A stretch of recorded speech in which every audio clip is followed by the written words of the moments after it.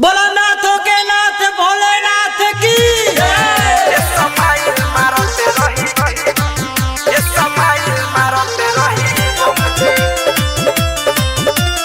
Music by Vikesh भोजपुरिया। हर हर महादेव।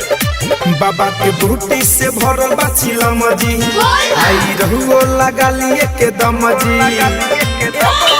बाबा के बूटी से भरल बा चिलम जी, आई रहुओ लगा लिए के दम जी।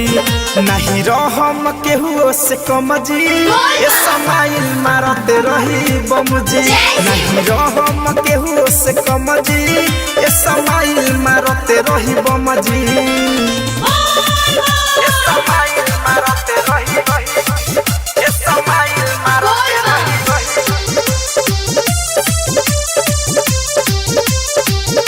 बोला बोला बाबा बैजूनाथ की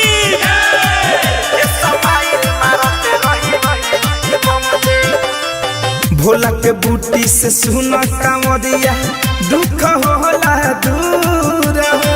लगेला पावन सावन के महीना, होला पूरा मशहूर हो। एगो खाद पीला से दम बड़ा मिलेला, तबे डीजे पे कमरिया हिलेला। पूरा मिट जाई दुखवा सितम जी, रही ना कुछो के जीवन में गम जी। नहीं रहम केहुओ से कम जी, ए समाइल मारते रही बम जी। नहीं रहम केहुओ से कम जी, ए समाइल मारते रही बम जी। ए समाइल मारते रही, ए समाइल मारते रही। म्यूजिक बाय विकेश भोजपुरिया।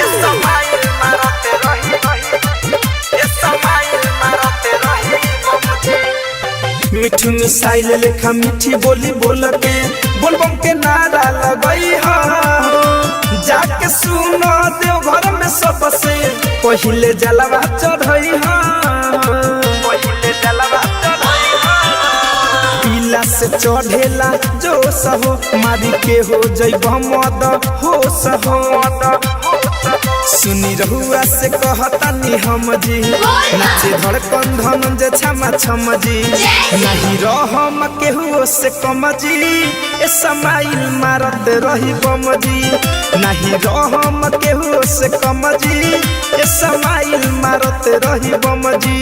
बाबा के बूटी से भरल बा चिलम जी, आई रहुओ लगा लिए के दम जी। नहीं रहम केहुओ से कम जी, ए समाइल मारते रही बम जी। नहीं रहम केहुओ से कम जी, ए समाइल मारते रही बम जी।